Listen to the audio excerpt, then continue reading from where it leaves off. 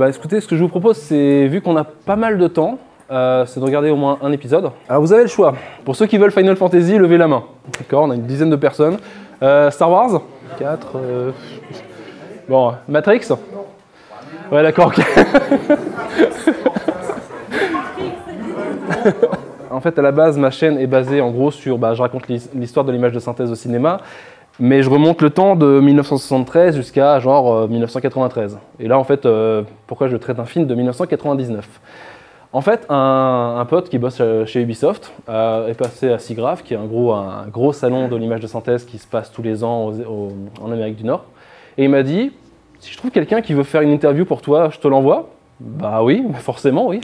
Et il m'envoie monsieur Kim Librey, qui est le superviseur du Bullet Time et qui s'avère être le superviseur de tous les effets spéciaux des suites. Ce monsieur n'est plus du tout dans l'industrie du cinéma. Il a carrément arrêté de faire des effets spéciaux. Il s'est dit, bon, il n'y a plus rien à faire. C'est un truc qui est bouché. Du coup, maintenant, ce monsieur fait du jeu vidéo. Il est chez Epic Games et donc il bosse en tant que Chief Technical Officer sur des choses comme, je sais pas, l'Unreal Engine ou des jeux vidéo comme, si je ne me gourre pas, c'est peut-être Fortnite. Ce qu'il y a plutôt bien avec ce genre de personne, c'est qu'il n'est plus attaché à une compagnie et il n'est plus du tout, en fait, il n'a pas de secret à garder pour lui. Parce que si vous interviewez des gens qui ont bossé sur des films très récents, ce qui est arrivé pour moi très récemment avec un monsieur qui s'appelle John Knoll qui était venu à Paris, je lui pose une question sur Rogue One et le fait que Tarkin, qui est ressuscité dans le film, et sa réponse c'est « Ouais, mais en fait, si ça avait été fait par des maquillages, c'était la même chose. C'est le même procédé en gros. » Oui, enfin, non mais c'est comme ça. Ah d'accord, ok, super. Voilà. Le mieux de savoir, en fait, une personne qui a bossé sur un film il y a longtemps, c'est que du coup, on peut avoir des secrets qui n'ont jamais été dits précédemment.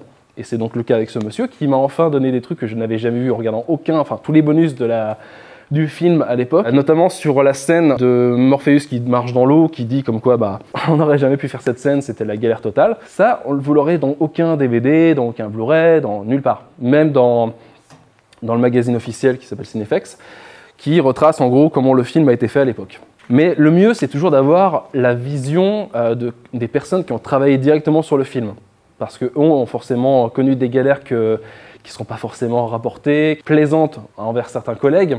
Parce que, comme vous le savez tous, j'imagine, quand vous bossez en groupe ou que vous avez quelqu'un qui est au-dessus de vous, vous pouvez trouver qu'il y a des décisions qui sont injustes ou autres, mais vous ne le direz pas forcément parce que c'est dans votre groupe fermé. Et là, du coup, c'est plutôt pas mal parce qu'en ayant ce canevas déjà de base, vous pouvez poser des questions, des détails en plus, ce genre de choses. Et des fois, en fait, les gens ne se souviennent pas de ce qu'ils ont fait. C'est pratique, ça aussi. Genre Mark Mettleton, que vous avez vu dedans, qui parlait de la façon dont un effet aurait pu être amélioré, notamment Neo qui se pète la gueule dans le bitume. Lui, je lui dis, dans le Cinefex, dans ce magazine, il est écrit que vous avez fait ça. Ah ok, écoutez, si Cinefex dit que je l'ai fait, je l'ai fait. Donc vous essayez de tirer le plus de choses de la personne. C'est pas évident. Et surtout quand c'est des choses mineures par rapport à ce qu'ils ont fait après. Il faut savoir que les trois que vous avez vus dans cet épisode ont bossé sur les suites. Donc ils ont fait beaucoup plus de choses dans Matrix Reloaded et Matrix Revolutions que dans le premier Matrix. Il y avait très peu d'effets spéciaux visuels en réalité dans le premier Matrix. Et le troisième que vous avez vu, Ben Gunsberger, pareil, en posant certaines questions bien précises, il n'avait pas grand-chose à dire. Et c'est forcément normal puisque cette personne-là a ensuite fait un film d'animation que vous connaissez peut-être, qui s'appelle Happy Feet. Entre autres, plein de choses. Et le mec a forcément bossé sur beaucoup plus de choses depuis Matrix. Et du coup, les souvenirs qu'il a de Matrix d'un film d'il y a 20 ans ne sont pas très glorieux ou autres. Est-ce que, dans ce cas précis, tout ce qui est dit dans un magazine est vrai? À votre avis? Est-ce que c'est forcément un truc qui se base sur tout ce qui s'est passé? Est-ce que forcément ils vont avoir tous les détails possibles et imaginables ou pas? Et notamment, quand vous achetez des bouquins qui se disent des best-sellers, des trucs qui vont vous dire comme quoi on a absolument tout retracé depuis le début de l'informatique jusqu'à nos jours, et en fait quand vous lisez le truc, vous dites mais il y a un problème de date là. Il y a un problème de date ici, là, ou je ne sais quoi, ou des trucs qui ne se sont pas forcément passés de la même manière. Et c'est le cas avec ce super bouquin qui s'appelle Moving Innovation. Donc les mecs vous vendent ça, ils vous disent c'est un best-seller, j'ai vendu je ne sais combien de copies de ce truc-là, j'ai bossé à Disney, donc je suis une grosse ponte de ce milieu-là, je sais de quoi je parle. Mais en fait, cette personne-là, elle dit plein de conneries. Et ça, vous ne pouvez pas le savoir si vous n'allez pas sur le site de la personne où il y a une partie erratum. Et là, il y a toute une liste de choses qui ne sont pas bonnes et qui n'ont jamais été imprimées. Alors que pourtant, si c'est un best-seller, il doit être réimprimé, du coup modifié. Qu'il n'y a pas forcément que des conneries, hein. C'est à vous en fait de faire la part des choses et d'aller chercher des informations plus par vous-même. C'est un peu chiant de dire ça quand même parce que si vous vous dites je dois avoir la source, la personne qui a bossé sur le projet pour avoir sa vérité, c'est un peu con parce que contacter les gens des fois, ils vous répondent pas forcément. Donc acheter plusieurs bouquins, c'est pas mal. Mais acheter plusieurs bouquins, ça équivaut aussi à vous dire qu'il faut parler anglais. Qui parle anglais? Levez la main. Donc on est à moins de la moitié. Comment faire? Est-ce qu'il faut absolument acheter plein de bouquins? Ou est-ce qu'il faut se fier à quelqu'un, à un pauvre vidéaste qui a 30 000 abonnés et qui vient vous faire un cours aujourd'hui? Ah! Est-ce que je suis une source fiable? Est-ce que ce que vous avez vu dans cette vidéo tend à vous faire penser que je suis une source fiable? Et qu'est-ce qui vous fait penser que je suis une source fiable après avoir vu cette vidéo? Il y a notamment le fait que vous utilisez un vocabulaire assez pointu pour parler des faits qui sont présents dans le film. Ouais. Déjà, avec ce vocabulaire, ça prouve que vous maîtrisez le sujet, donc du coup, en soi, Ouais. c'est une valeur sûre. D'accord, ouais, ça c'est pas mal. Mais est-ce que du coup, si le fait d'utiliser un vocabulaire technique que du coup je maîtrise, est-ce que ça pourrait moi, si je fais une erreur, est-ce que tu arriverais à voir cette erreur au final, par exemple? C'est délicat, hein. Ça m'arrive de faire des erreurs. J'en ai vu en revoyant cet épisode à l'instant, j'ai vu des erreurs de traduction, des trucs comme ça, ou de choses comme ça. Mais toi seulement, est-ce qu'il y a d'autres personnes qui penseraient que seulement cette vidéo serait un gage de fiabilité plutôt qu'un livre écrit par quelqu'un qui a fait plus de recherches encore que moi là-dessus?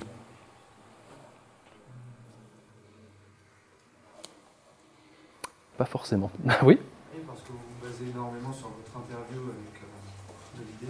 Ouais, mais vu que la personne, l'un des trois que j'ai interviewé, ne se souvient pas du tout de ce qu'il a fait sur le film, et que je lui dis, ok, dans ce livre-là, s'il est écrit que vous avez fait ça, lui me dit, si c'est écrit là, c'est bon. Mais est-ce que c'est vraiment bon? C'est ça le truc. C'est tout le problème en fait de créer cette émission, c'est essayer en fait de retracer, faire une enquête policière littéralement, retracer chaque personne ce qu'elle a fait sur le projet. Et on ne peut pas tous les avoir parce que ne serait-ce qu'aujourd'hui, il y a plusieurs milliers de personnes qui bossent sur des films pour vous faire voir des personnages dans Alita, qui est sorti récemment aussi pareil. Ils ont tous leur part de vérité. Mais est-ce que cette personne qui va te dire sa version des faits ne va pas le faire au détriment d'une autre personne qui ne l'aimait pas forcément? Par exemple, sur l'épisode Star Wars, j'avais interviewé quelqu'un qui avait fait l'animation d'une créature qui s'appelle le Dewback, au fond, dans le désert pas visible, qu'ils ont recréé totalement pour le film. Et le mec s'était clashé avec une autre personne qui était son supérieur à l'époque. Donc il me le dit dans l'interview. Mais c'est sa version des faits. Si j'ai par exemple son superviseur à lui, il pourrait me raconter d'autres choses, comme quoi il n'était pas forcément très bon sur telle ou telle animation. Et ce serait un truc intéressant à voir. Malheureusement, je n'ai pas eu son superviseur, mais j'aurais bien aimé parce que confronter les deux versions des faits permettrait d'avoir un semblant de vérité et de déterminer ensuite ce qui est bon, ce qui s'est vraiment passé et ce qui ne s'est pas vraiment passé. Donc c'est tout la difficulté d'une émission qui parle d'effets spéciaux d'il y a 40 ans. C'est déjà trouver les personnes, si elles sont encore vivantes, parce qu'il y en a plein qui sont en train de malheureusement décéder. Compter sur les souvenirs qu'ils ont quand ils ont bossé sur le film à l'époque. J'ai notamment travaillé avec quelqu'un qui a bossé sur Alien, le premier Alien en 79, qui a fait l'animation, juste une toute petite animation quand ils arrivent sur la planète au tout début du film avec le vaisseau, qui est faite en fil de fer et autres. Il y a une anecdote sympa qui est vérifiable. Toutes les personnes qui ont bossé sur Alien sur cette séquence ne sont pas créditées dans le film. Il n'y a aucun de leurs noms, donc on ne verra jamais qui a vraiment fait ça. Donc déjà de base, trouver les personnes qui ont bossé dessus sans qu'ils soient crédités dans le film à la fin, c'est chaud. Mais heureusement pour moi, en fait, la personne que j'ai interviewée avait placé son pseudo dans l'animation. Genre, le mec se faisait appeler Blob. Ridley Scott lui avait demandé de rajouter des trucs à l'image, donc il s'est dit, je vais mettre des chiffres, et je vais mettre un BL d'un côté et un OB de l'autre. Il s'avère que c'est son pseudo. Pour le découvrir, il a fallu que quelqu'un l'interviewe, avant moi, qu'il le publie en ligne, et que ce soit les fans de la saga Alien qui le mettent en avant quelque part sur Internet.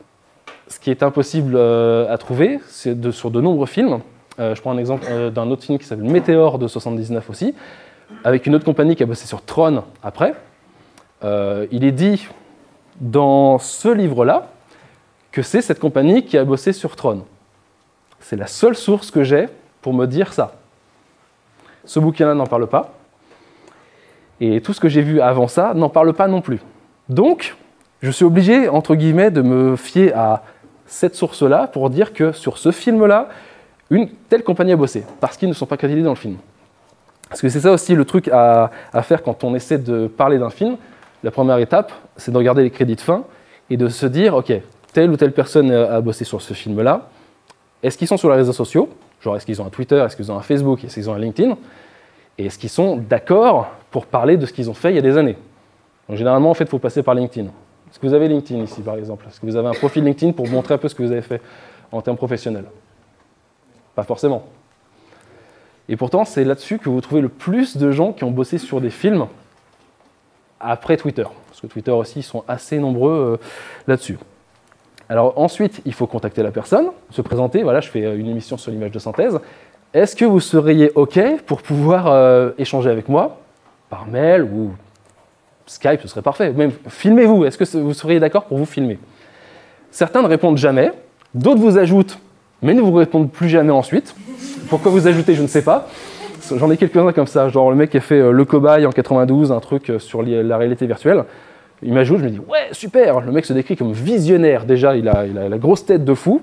Il n'a pas fait un seul film depuis 1995, mais il est visionnaire. C'est pas grave. Et il ne me répond pas. Donc c'est très con. Et d'autres vont jusqu'à répondre. Ils disent, ouais, ok. Puis ensuite, ils ne répondent plus. Et donc on se demande, est-ce que j'ai fait quelque chose de mal dans mon mail de contact? Est-ce que d'un seul coup, le mec s'est dit, ben non, je ne veux plus parler forcément. Et enfin, on a le best, le meilleur truc, c'est les gens qui répondent, qui sont enthousiastes suite à une vidéo que vous leur avez montrée.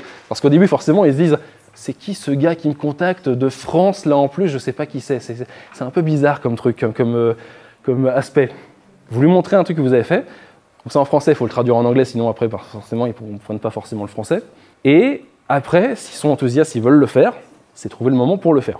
Kim Librairie, qui bossait donc sur le Bullet Time, a eu la gentillesse de mettre à disposition les moyens vidéo d'Epic pour se filmer et m'envoyer ensuite l'interview. 50 gigaoctets, l'interview. Depuis les serveurs d'Epic. Donc, ok, le mec est cool, le mec utilise le matos de l'entreprise qui fait d'une très très bonne qualité d'image et envoie ça. Et d'autres, c'est la webcam, avec le son de la webcam. Et vu que c'est du Mac, l'image n'est pas totalement à la bonne, au bon nombre d'images par seconde. Donc vous essayez de faire un truc totalement net, genre 24 images par seconde, un truc bien. Là, vous vous retrouvez qu'un truc qui fait 27, 28, 30, qui devient fou. Donc il y a une désynchro image, son-image, qui est assez énervante. Et un exemple précis, ce serait par exemple ce monsieur. Alors ce monsieur s'appelle Jeff Kleiser. Il a bossé sur de très très nombreux films. Il est le frère du réalisateur Randall Kleiser, qui ne vous dira rien comme ça, mais si je vous dis qu'il a fait, ce mec a fait Grease, je pense que ça vous dira quelque chose de plus sympa déjà. Donc les deux frères ont bossé sur un film qui s'appelle Flight of the Navigator, et en fait c'était, vous l'avez vu dans l'épisode Matrix, c'était le premier vaisseau avec un espèce de chrome dessus réfléchissant tout ça. Et là il se filme avec sa webcam. So I'm Jeff Kleiser, and I was going to talk a little bit about my recollections of Flight of the Navigator. At the time, back in 77, 78, I had formed a company in New York called Digital Effects, and we were developing software to do computer animation for feature films and commercials. We worked on Tron, and had some interesting things going on. One of our programmers named Bob Hoffman had developed a technique for reflection mapping and also for interpolation. You know, we were doing a commercial for Tide detergent, and they needed a bottle of Tide to change into a map of the United States. So we built two objects with identical topology. Là, pour vous donner une idée, c'est ce que j'ai reçu moi quand je faisais l'épisode sur le film. Je l'ai présenté une fois dans une convention qui était à Strasbourg en 2015, Et j'avais fini l'épisode, pour moi il était fini, et il m'envoie ça le lundi. Donc je suis obligé de modifier la vidéo avant de la publier, j'avais prévu de la publier le mercredi. Donc déjà de base, tout ce que j'avais pris, moi, c'était à partir de sources que je estimais sûres. Et là en fait, à partir de ça, ce petit interview qu'il a fait lui-même, il m'informe que certaines informations que j'ai sont fausses. Donc il vient contredire la vision du film que j'avais. Parce que ce film est disponible en Blu-ray, il est disponible en DVD, mais il n'a aucun bonus. Rien du tout. Donc pour apprendre des choses sur comment le vaisseau spatial dans le film, qui était révolutionnaire, mais dont personne ne parle parce que le film est totalement inconnu de nos jours, c'est galère. Et c'est tout ce que je reçois, donc c'est de lui, il me dit plein de choses qui sont mélangées, il faut que je fasse le tri de tout ça, et ensuite l'imager. Donc quand il parle de la publicité sur Tide, qui est un détergent américain, je l'ai quelque part sur un vieux laserdisc qui traîne dans une bonne qualité, où effectivement on voit le logo qui se transforme en carte des États-Unis, genre produit bien américain. And then we could interpolate from one to the other, so it just kind of smoothly changed shape. And along about that time, my brother Randall, this is probably about 83 or 84, my brother Randall was a film director, came to visit us in our studio in New York, and saw these tests of reflection mapping and also the tests of the interpolation, and got very excited and said, you know, what about making this spaceship that I'm trying to do for Flight of the Navigator into a shiny, reflective chrome object that can change shape? And we said, well, yeah, we could do that. That sounds like a really good use of some of the new technology we've been developing. Unfortunately, Digital Effects was not in a corporate position to move forward. We had some problems with our partners, and we dissolved the company. But I took the idea and the software that we had developed, or the ideas behind the software, and Bob Hoffman, and went to Omnibus Computer Graphics, who had offices in New York and on the lot at Paramount here in Los Angeles. And John Penny hired us, and we got a contract to do the spaceship shots in Flight of the Navigator. So Bob Hoffman implemented the reflection mapping and the interpolation. We digitized models of the spaceship and did a whole series of shots for that show that turned out really well. We actually were able to digitize moving footage, moving background plates off of a video machine. I think it was a 1-inch Sony 1-inch machine. Et là, voilà, il dit par rapport à la bande qui a été magnétisée que c'était une bande Sony. Pour moi, je me disais, bon, bah, c'est une cassette vidéo, une VHS classique.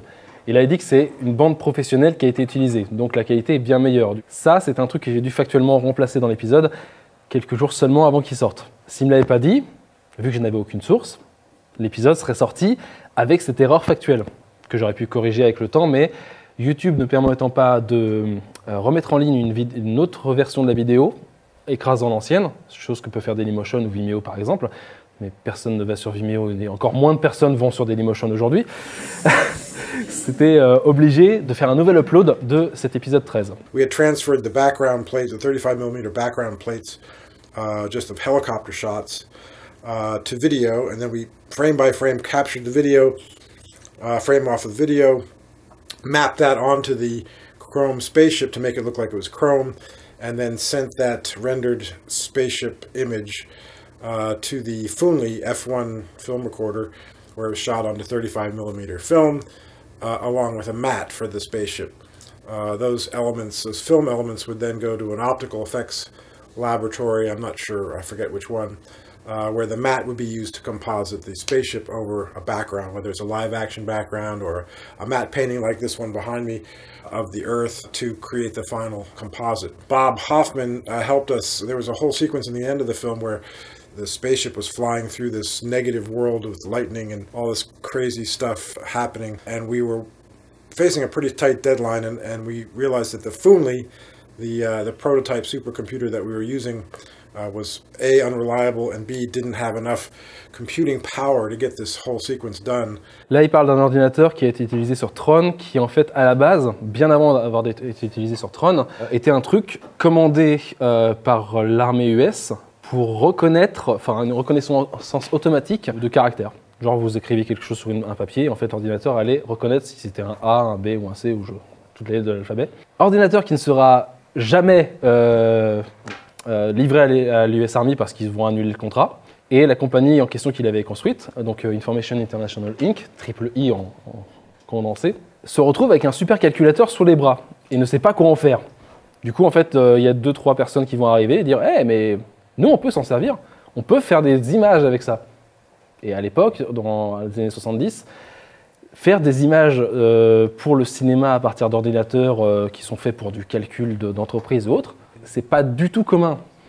Pas du tout commun. Et donc là, certains ordinateurs vont servir sur de nombreux films, dont Tron, mais là, on est en 86, l'ordinateur a 10 ans, il commence à se faire extrêmement vieux. Et donc à l'époque, sachant que sur le vaisseau, il y a des images mouvantes, ils ont scanné de la bande pour faire comme si en fait il y avait des choses qui se réfléchissaient sur le vaisseau, mais les mecs n'avaient pas assez de place disque pour, genre, on va scanner une vidéo, on va l'appliquer sur un modèle 3D et c'est bon. D'un côté, la pellicule était scannée, ensuite était donnée sur l'ordinateur, rendue, imprimée sur le film et effacée de l'ordinateur. Elle n'était pas du tout gardée parce que les mecs n'avaient pas assez de place. S'il y avait un seul problème sur la séquence, les mecs devaient tout refaire de zéro. Plusieurs dizaines d'heures, peut-être parfois quelques semaines de rendu. So we sent Bob Hoffman down to San Diego, to the San Diego Supercomputer Center, and he put our software up on a Cray MP3 or something like that, and we were able to render all those end sequences in time for the deadline. But it was pretty nerve-wracking in those final days to get that show done.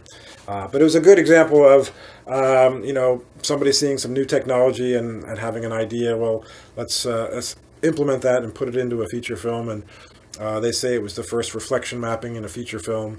That may or may not be true, I'm not sure. But it was a great project for us and one of the big successes of Omnibus. Là, il dit une chose intéressante aussi. Comme en fait à l'époque, il n'y avait pas Internet, et que la façon de voir les choses, c'était soit aller au cinéma, soit de lire tous les magazines du monde, les mecs pouvaient en fait créer une technologie et en fait penser qu'elle est totalement nouvelle, totalement révolutionnaire. Et en fait, de l'autre côté des États-Unis, il peut y avoir la même personne qui a eu la même idée au même moment et qui va sortir cette technologie-là sans que l'un ou l'autre ne sache lequel est le premier à l'avoir fait. C'est le cas notamment au Japon avec les 2 premiers animés qui ont utilisé de l'image de synthèse. L'un est sorti en 83, l'autre est sorti en 84. Celui qui avait commencé à bosser sur l'image de synthèse au tout début et celui qui est sorti en 84. Ils ont commencé à bosser dessus en 78. Et le film qui est sorti en 83 a mis 1 an à être fait parce que c'était des étudiants qui s'étaient dit on va utiliser des ordinateurs assez peu chers et on va les relier tous entre eux. On va en faire une batterie d'ordinateurs, 256 ordinateurs, donc avec de gros ventilos pour refroidir ça parce que c'était un peu la galère. Et ils ont fait le premier rendu en parallèle, ce qu'on utilise aujourd'hui, ce qu'on appelle une ferme de rendu, c'est-à-dire remettre plein d'ordinateurs en parallèle et leur dire tu vas rendre telle partie de l'image. Chaque ordinateur va rendre une partie de l'image de façon à aller beaucoup plus vite. C'est la même chose que vous utilisez sur vos ordinateurs, que vous avez un processeur qui a plusieurs cœurs. Le travail est partagé entre ces différentes machines et c'est uniquement comme ça qu'on arrive aujourd'hui à faire des effets spéciaux de plus en plus compliqués parce qu'on a atteint un niveau sur l'ordinateur où une seule machine n'est plus capable de faire le travail qu'on lui demanderait comme on l'avait fait il y a plusieurs années de ça. Ce qui fait aussi que par exemple, Toy Story, les mecs ont re-rendu entièrement le film, le 1 et le 2, pour la ressortie 3D. Sachant que pour refaire la 3D de Toy Story, les mecs ont juste repris leur fichier d'origine.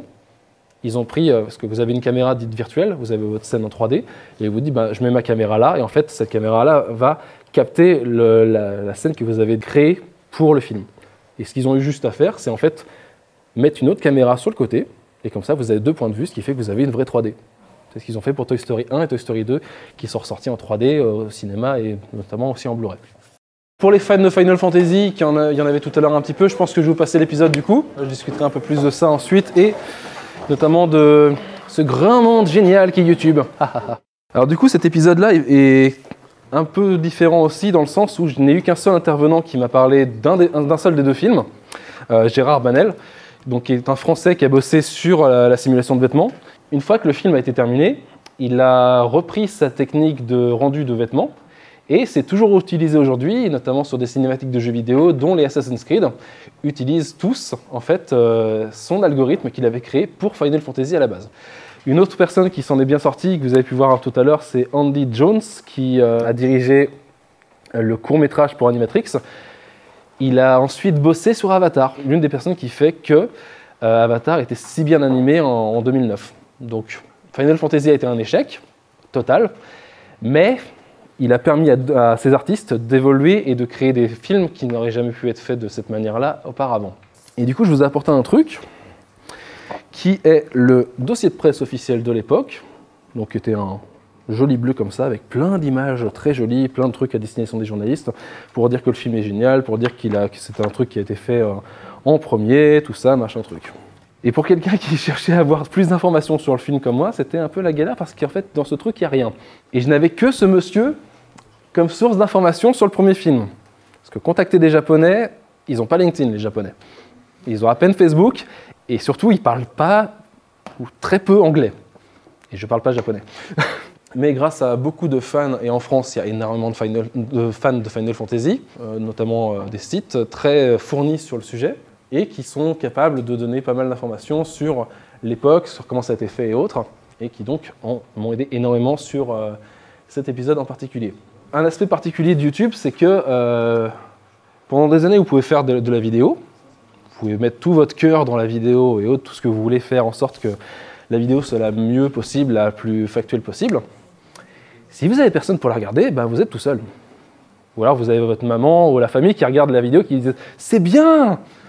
Et là, vous êtes encore plus seul, du coup. Ce qui est un peu le cas de tous les vidéastes au début. Si jamais vous voulez vous lancer sur YouTube un jour, aujourd'hui, la seule façon de démarrer, c'est de connaître quelqu'un qui a déjà une chaîne et qui a beaucoup d'abonnés lui-même. Alors, pour commencer sur YouTube de mon côté, j'ai eu la chance d'avoir un ami qui, lui, avait 6 chiffres en termes d'abonnés à ce moment-là, qui s'appelle Durandal. Il y a beaucoup de gens qui connaissent Durandal ici ? Ah, bah ça va, ouais, pas mal. Et qu'est-ce que vous en pensez de Durandal ? Ah, ah là. Dites-le moi, je pourrais transmettre si vous voulez, je le connais depuis 2005. Quoi qu'on pense de Durandal, il m'a aidé au début à lancer la chaîne. Je veux dire, j'avais 5 abonnés, genre parce que j'avais fait un truc sur de l'audio MP3, une parodie de jeux vidéo il y a des années de ça. Et j'avais juste ouvert ma chaîne avec 2-3 trucs, genre des concerts que j'avais filmés de façon pirate. Pas du tout le genre de truc qu'il faut mettre sur YouTube.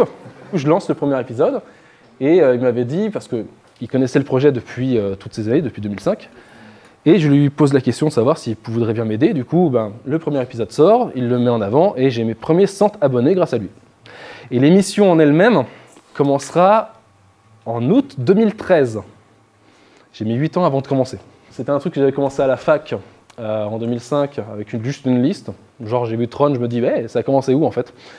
Et j'avais remonté le truc très très loin avec l'aval de mes profs qui me disaient de continuer dans cette voie-là et autres.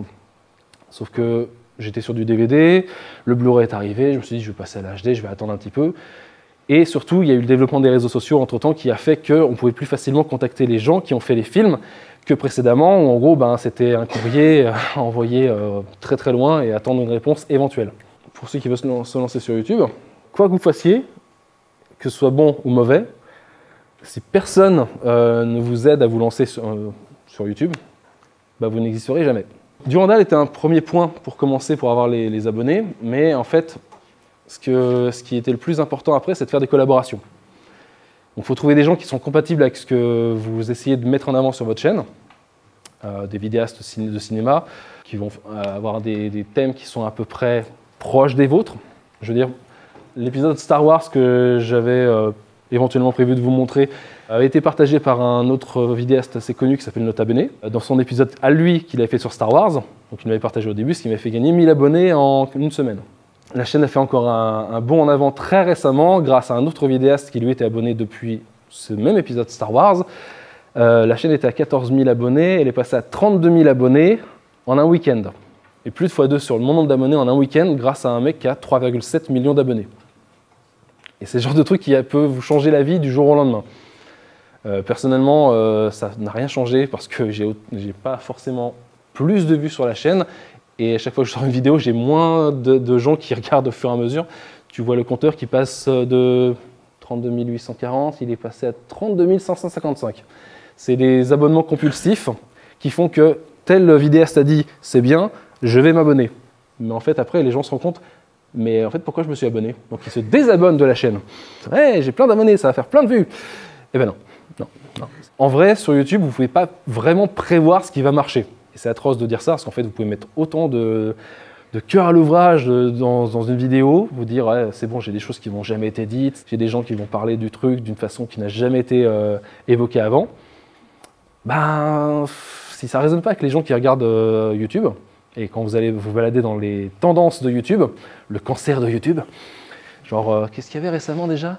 Les vidéos en avant, c'était quoi? Ah oui, les mecs qui ne mangent que de la nourriture d'une seule couleur pendant 24 heures. J'ai vu ça hier, je me suis dit, hein? Les gens qui ne mangent que de la couleur rouge pendant 24 heures, ou de l'arc-en-ciel pendant 24 heures, genre. Alors je sais qu'il y a plein d'enfants sur YouTube et que c'est un marché très lucratif, mais si vous voulez essayer de faire du contenu intéressant sur YouTube, en France, c'est chaud. C'est très chaud parce qu'en France, ben, les gens ils veulent de l'humour, ils veulent du lol. Ils veulent que ça. Et faire des trucs un peu plus avancés, un peu plus techniques, un peu plus sérieux, c'est chaud. Il y en a quelques-uns qui arrivent, notamment beaucoup de vidéastes vulgarisateurs, notamment voilà, Nota Bene qui a quasiment 1 million d'abonnés, ou je crois qu'il n'est pas loin, ou d'autres qui essaient de s'approcher à ça, mais ils sont obligés de faire un mix d'humour et de sérieux. Alors que si vous prenez par exemple les États-Unis, qui ont la plus grosse communauté de YouTube au monde, le type de sujet abordé est complètement différent et on m'a dit plein de fois que mon émission fonctionnerait beaucoup mieux si je la faisais en anglais. C'est en fait repartir de zéro quasiment sur une chaîne. Vous avez une audience qui est française, et si vous avez des statistiques, vous regardez les statistiques, je fais de la traduction du français à l'anglais de façon à pouvoir un minimum faire de l'international, mais on est à quoi? Ouais, même pas 10% de gens qui activent les sous-titres. Du coup, faire de l'anglais, moi je veux bien, mais il faut qu'ensuite derrière, il y ait des gens qui regardent. Et je ne vais pas passer des heures, même des mois complets à refaire une émission complète en anglais et essayer de parfaire un accent anglais pour ne pas apparaître comme un petit français qui essaie de parler anglais, pour faire de la vidéo sur YouTube. Mais si vous y croyez, c'est toujours le truc habituel, hein, croyez en vos rêves, ça marchera un jour. Mais en vrai, ouais. Si vous faites un truc que personne n'a jamais fait, si vous faites un truc auquel vous accordez beaucoup de temps et faites en sorte que ce soit extrêmement bien fait, à un moment donné, ce sera repéré par quelqu'un. Ça a été mon cas en plus de vidéastes qui m'ont lancé, parce que les vidéastes qui vous lancent, c'est bien, mais c'est pour le lancement. Après, il faut qu'il y ait un truc qui se crée, un momentum qui se crée, et c'est pas du tout facile à faire. Si vous faites quelque chose qui est totalement unique, qui va résonner avec une personne, cette première personne va en parler autour d'elle, une autre encore, d'autres par-ci par-là, jusqu'à ce que, en fait, votre contenu soit reconnu. Si mon contenu n'avait pas été reconnu par Caroline ici présente, par exemple, je ne serais pas ici aujourd'hui. Quelles que soient les recherches que j'ai entreprises pour faire en sorte que j'ai le plus haut niveau au moment de sortir des vidéos de recherche, ce serait de rester sur Internet peut-être à vitam aeternam pendant très longtemps. Puisque 2013 jusqu'à 2017, j'étais à moins de 10 000 abonnés. Ce que cherchent les youtubeurs aujourd'hui, c'est arriver à devenir des influenceurs. En dessous de 10 000, bien que beaucoup de gens puissent dire que mon contenu est plus compatible avec ce genre de production, pour en parler et autres, tout ce qui est annonceur, ils vont juste voir le chiffre. J'ai un nombre limité de slots à attribuer à des journalistes et des blogueurs slash youtubeurs slash influenceurs. Donc ce gars, oui, ok, il a le contenu là, mais on s'en fout. Et là, du coup, comment vous faites? Est-ce que quelqu'un a une idée? Comment on peut faire pour réussir sur YouTube en dehors de ça, mais ne pas faire du LOL? Moi non plus.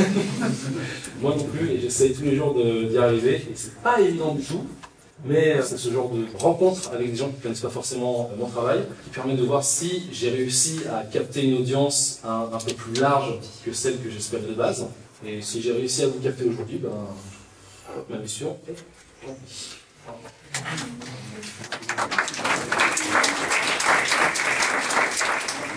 Vous étiez allé à la fac.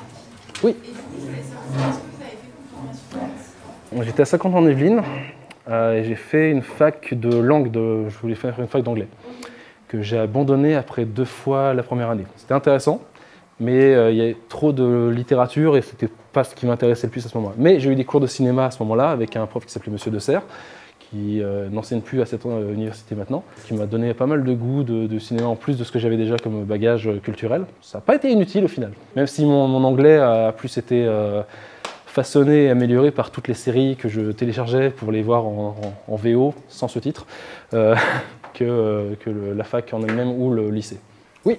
YouTube, c'est à temps plein ou tu fais quelque chose à côté? Alors pendant un petit moment, c'était à temps plein, sachant que les revenus publicitaires, c'était que dalle. Pour toucher l'argent de YouTube, en fait, il faut que tu cumules minimum 70 € tous les mois et ils te versent l'argent tous les 21 du mois. Je suis monteur vidéo à temps plein à côté pour un média russe. Depuis octobre. Et sinon, ouais, j'ai fait pas mal de petits jobs et autres. J'ai bossé pour Epitech en tant que responsable vidéo pour eux. Je suis auto-entrepreneur, du coup j'ai fait des vidéos pour diverses entreprises, dont La Poste, Domino's Pizza, des trucs comme ça. Du coup, je suis monteur à temps plein et la difficulté depuis octobre, c'est d'arriver à essayer de concilier la chaîne et mon taf à temps plein.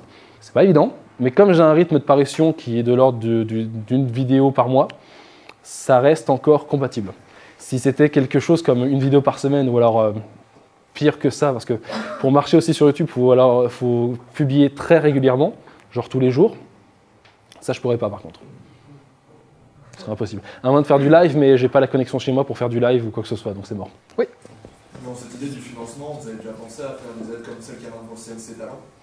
Ouais, j'y ai pensé, mais c'est tellement une galère à remplir ce truc. Je fais ça en fait tout seul. Et j'ai vu le formulaire, j'ai discuté avec les personnes, j'ai été invité pour la présentation du projet, effectivement CNC Talent. J'ai le nombre d'abonnés qui est nécessaire, il faut avoir 10 000 abonnés pour demander cette aide qui est de 30 000 € pour faire une vidéo maximum. Ou si vous avez plus de 30 000 abonnés, vous pouvez bénéficier de 50 000 € d'aide pour développer votre chaîne. Sachant que comme c'est le CNC, vous devez choper 50% de la somme par vous-même. C'est aussi pour ça que des chaînes comme le Nexus 6, par exemple, ont fait un Kiss Kiss Bang Bang pour essayer d'avoir le complément de ce que le CNC allait leur apporter.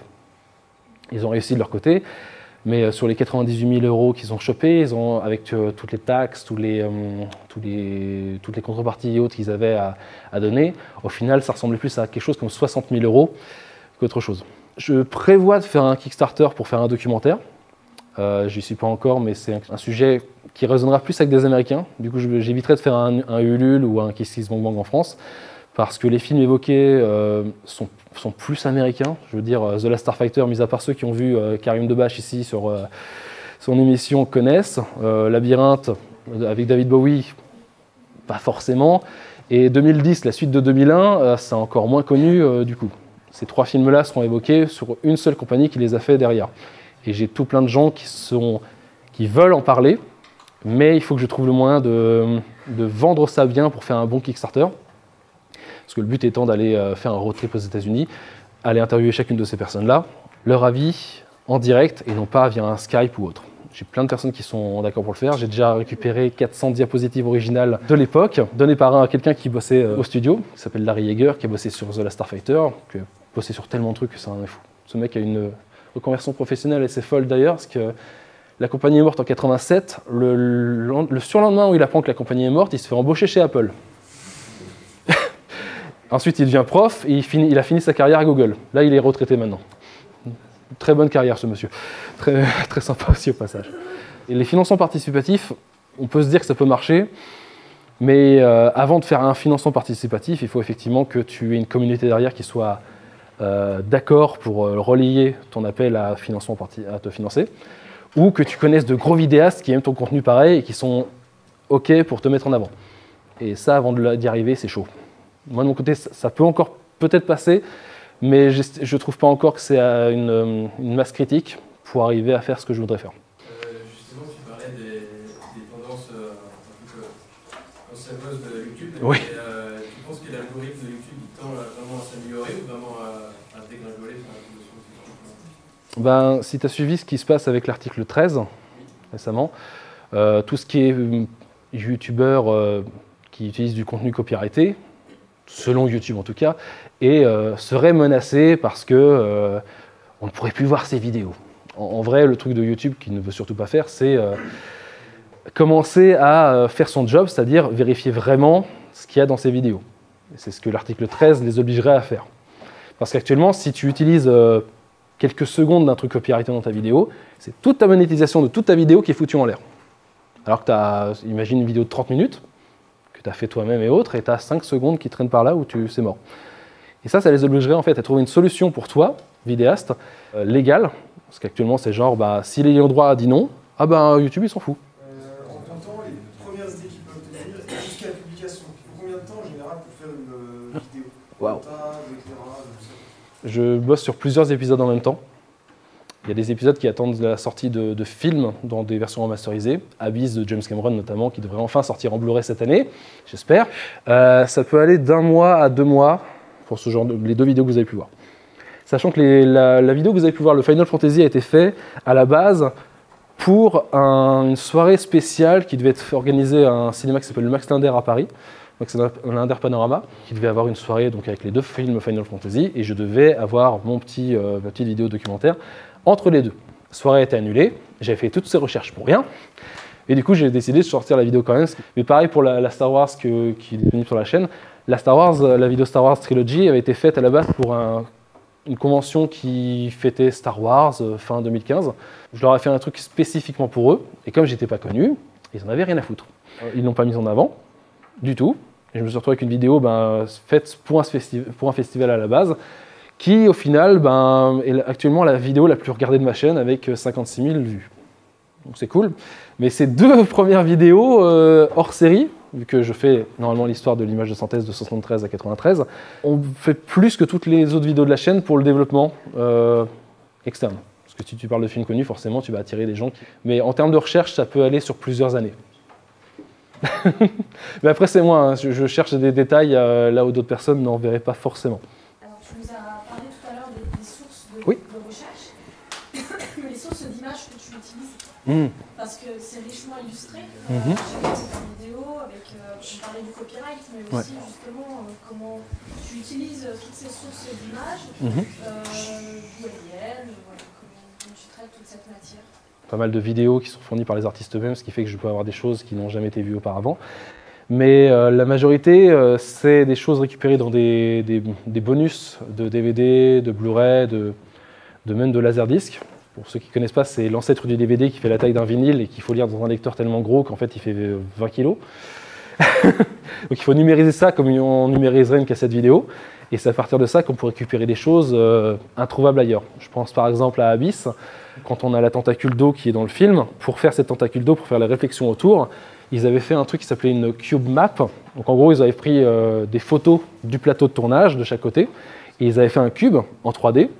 À partir de ce cube-là, ils ont dit, voilà, sur l'eau en fait va refléter l'environnement de ces photos qui ont été prises sur le plateau de tournage. Ça, c'est pas disponible sur le DVD. Le Blu-ray, j'en sais rien, il n'est pas encore sorti. Ni sur le Laserdisc français. C'est sur un Laserdisc américain que j'ai chopé totalement par hasard, qui avait un disque en plus. Ils placent ça. Genre, voici la cube map. Pour quelqu'un qui fait de la 3D, j'ai juste à faire une capture d'écran de ce moment particulier, de lui envoyer, et il va me recréer en 3D ce que les artistes ont pu utiliser à l'époque. Donc pour moi qui cherche à reproduire des choses qui n'ont pas été faites sur le film, je suis en train de bosser avec un infographiste qui est du coin, qui bosse sur Nexus 6 d'ailleurs au passage, pour reprendre les storyboards et faire en sorte qu'on puisse voir ce qui aurait pu être fait si les mecs avaient plus de temps et plus de budget. C'est les scènes les plus compliquées qui doivent être faites pour l'époque, donc je pense que c'est pour ça qu'elles avaient été annulées.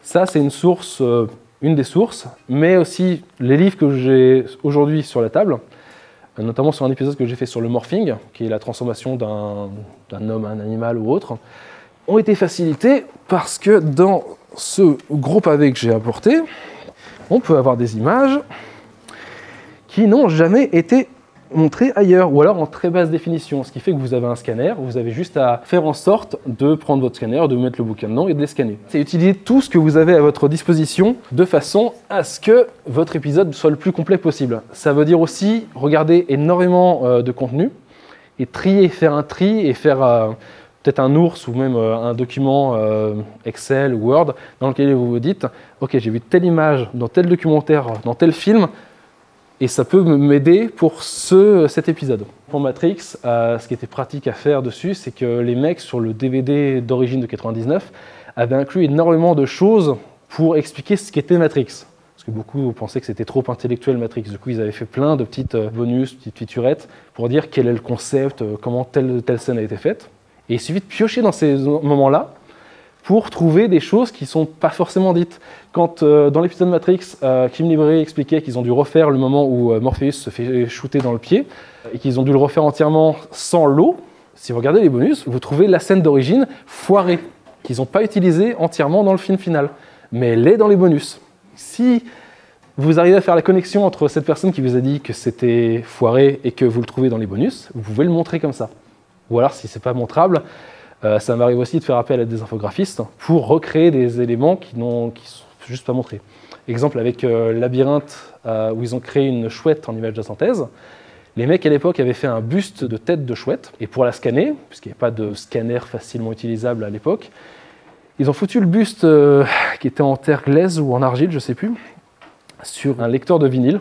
Degré par degré, ils l'ont fait tourner avec un mince filet de lumière dessus et ils l'ont scanné degré par degré dans l'ordinateur. Système D total. Et pour montrer ça, il n'y a aucun bonus qui vous montre ça. Du coup, on fait appel à un infographiste. On lui dit tu me refais une tête de chouette, tu mets ça sur un table tournante de vinyle et avec un mince filet de lumière, vous marquez reconstitution sur le côté.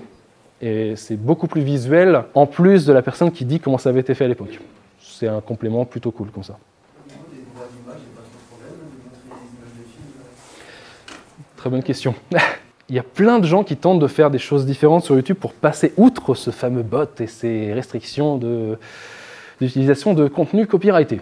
Alors certains gros YouTubeurs qui ont plusieurs centaines de milliers d'abonnés ont des networks qui leur permettent d'utiliser certains extraits qui sont envoyés par les networks. Genre, je veux parler de tel film, ok, on va négocier, tu vas pouvoir montrer cette image-là.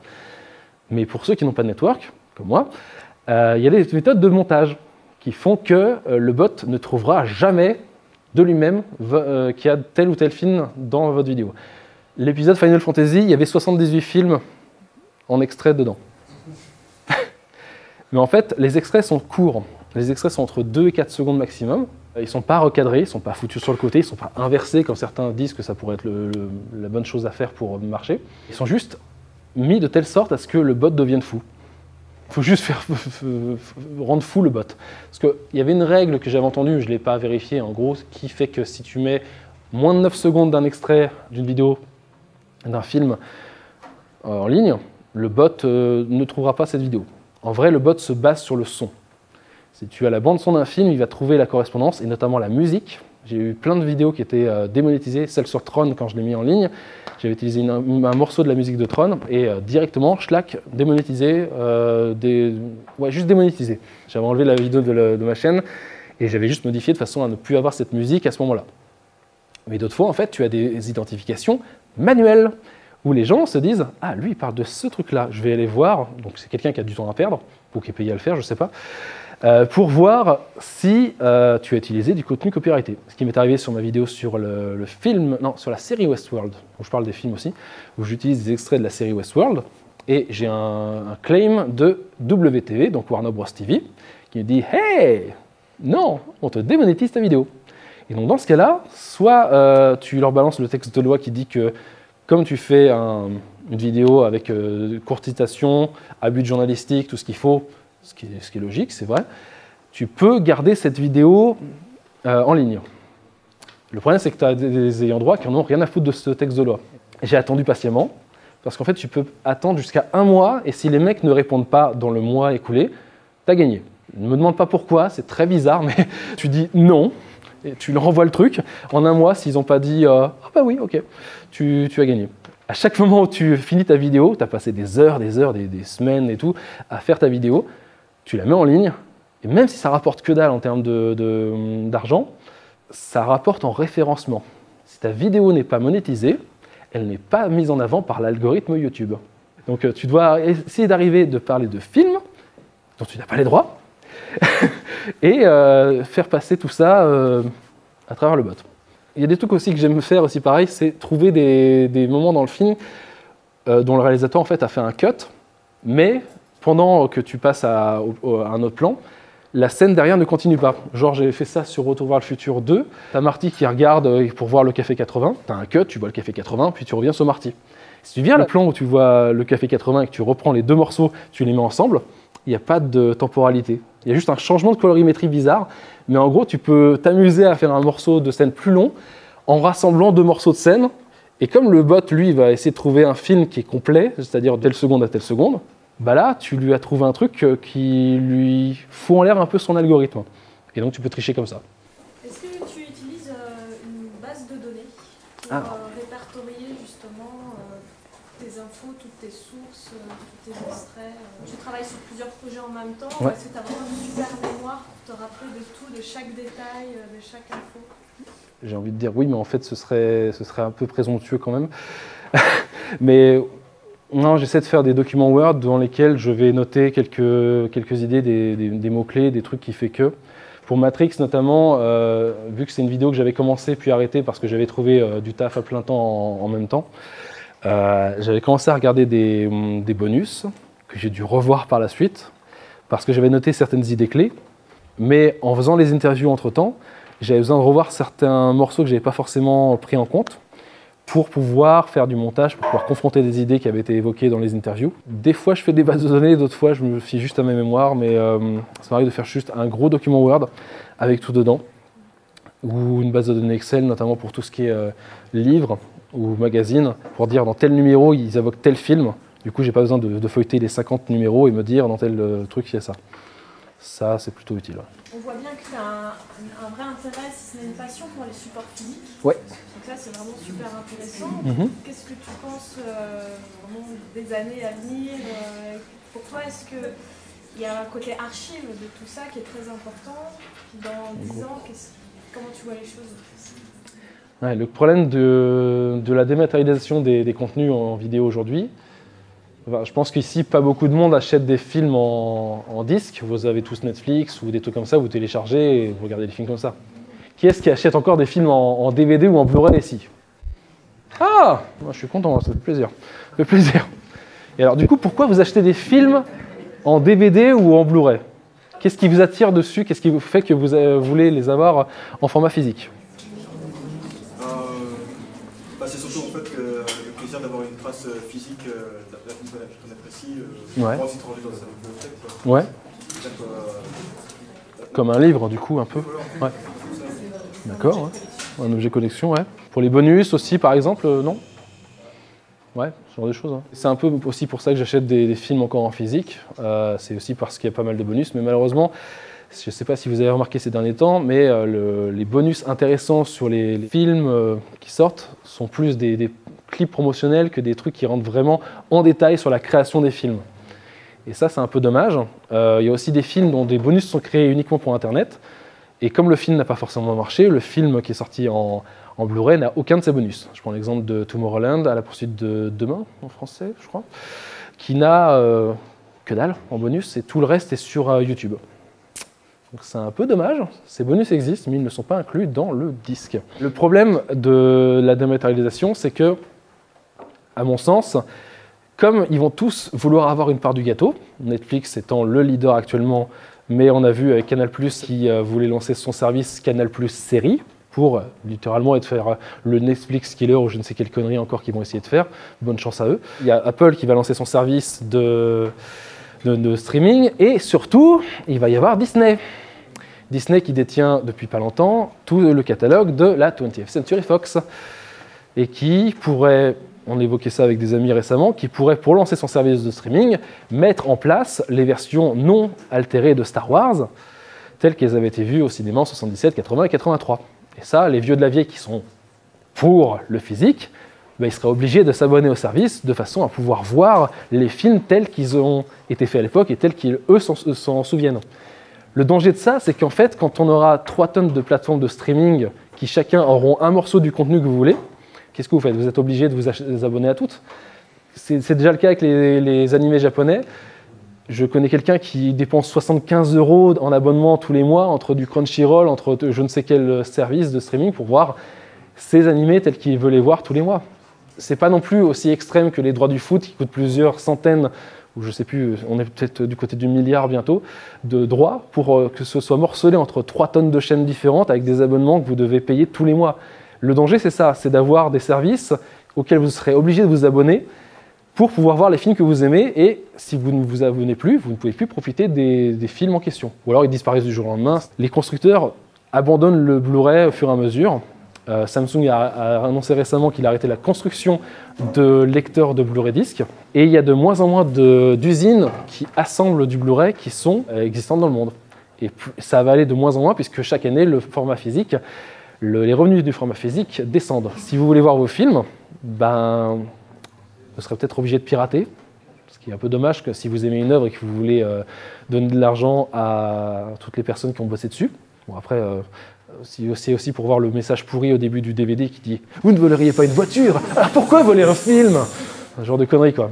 Vous avez acheté votre film, vous avez payé, et là, vous vous faites insulter en même temps que vous regardez le film. C'est génial, hein. Mais en fait, ils poussent tout ça vers ça, de façon à avoir certains formats de son sur les films que vous aimez, genre si vous voulez de l'Atmos sur tel ou tel film.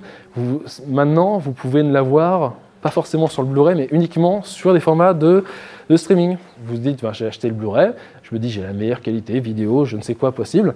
Et en fait, bah non, la meilleure qualité dans le streaming, du coup, ça vous pousse à abandonner le physique au fur et à mesure, et vous serez poussé de plus en plus vers cette porte de sortie, parce qu'ils vont arrêter le physique à un moment donné, et ça me désole en tant qu'archiviste, effectivement, et historien de toute cette période-là autour de l'image de synthèse. Vous avez parlé un petit peu déjà des livres, mais peut-être du bon conseil de lecture pour ce sujet CG 101 de Terence Mason, bon, il est en anglais du coup, tous les bons livres sont en anglais, sauf le livre de Pierre Hénon qui est excellent, par exemple. Pour la France, voilà. Voilà, pour la 3D seulement. Et après, dans ces termes généraux, je vais faire de la promo pour quelqu'un ici présente, son livre, qu'elle a écrit avec Réjeanne Amus-Vallée, qui, pareil, évoque pas mal de choses dans la 3D qui sont très, très, très bonnes à savoir. Si tu as de l'argent, parce que Cinefx, c'est une bible de tout ce qui est effets spéciaux. Il sort, je crois, maintenant tous les 2 mois, tous les 3 mois. C'est 12,50 $, mais avec les frais de port, tu es plus dans les 20 $ pour un seul bouquin. Là, j'ai acheté celui sur Alita parce que je voulais savoir plus sur Alita Battle Angel. Mais ils évoquent plusieurs films. Là, par exemple, il y a la couverture sur Matrix. Mais dans celui-là, ils évoquent Peur Bleue et Wild Wild West. Avec... voilà. Qui a de bons effets pour l'époque, mais le film n'est pas génial, par exemple. L'avantage de Cinefx, c'est que c'est vraiment historique et c'est la revue de référence. Ils ont un très bon blog qui accompagne la revue et qu'on peut maintenant aussi consulter les anciens numéros. Oui, c'est vrai qu'ils ont un abonnement pour consulter sur tablette aussi, pareil. Tu as aussi le VFX blog, qui est fait par l'auteur de ce livre ici présent, Masters of FX, qui est un très bon bouquin aussi pareil, parce que ça donne la parole à toutes ces personnes-là. Il y en a une dizaine, une vingtaine de gros superviseurs FX qui ont bossé sur énormément de films et qui donnent pas mal d'anecdotes dans ce livre. Pareil, c'est en anglais, mais Masters of FX de Ian Fales. Et après, en France, effectivement, tu as un site qui s'appelle 3DVF qui couvre énormément tout ce qui est 3D, que ce soit film, court-métrage d'étudiants ou technologie à utiliser sur les divers rendus 3D. Pas mal de choses comme ça. Et après, ma chaîne aussi. Et je tiens vraiment à dire, c'est vraiment une chaîne de référence. Si j'ai voulu le faire venir aujourd'hui, c'est vraiment parce que, avec d'autres universitaires qui travaillent sur ce sujet-là, Thomas est arrivé avec ce support qui est la vidéo et qui est YouTube, et qui nous a proposé des contenus qu'on n'avait encore jamais vus ailleurs. En tant qu'historien, on pensait vraiment avoir fait le tour de la question. Cette curiosité et cet affront de vouloir aller au contact des gens, de ne pas avoir peur d'aller faire des interviews, de faire des demandes. Enfin, à chaque fois qu'il y a une nouvelle vidéo qui sort, on est tous là à se dire oui, super, et à se dire mais qu'est-ce qu'il fait, qu'est-ce que son travail est bon. Et c'est vrai que c'est aussi une référence, même pour nous universitaires. Vraiment merci d'être venu et d'avoir pu partager toute cette expérience et cet amour de cet objet, de l'image de synthèse avec nous tous. Merci. Merci à tous.